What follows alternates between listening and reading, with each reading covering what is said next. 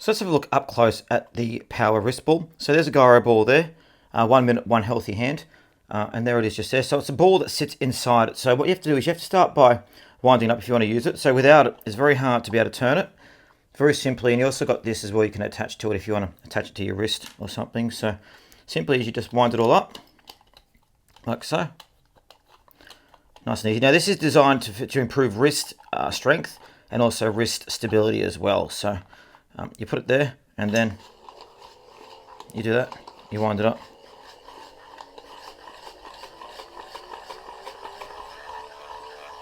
And there it is there. And there's the lights. Doesn't the lights look cool? You can switch the other hand as well. And there's the buzzing there. And there's the lights. Pretty cool. Let me just switch off the lights so I can show you. See, there we are. So it can even be a disco ball if you want.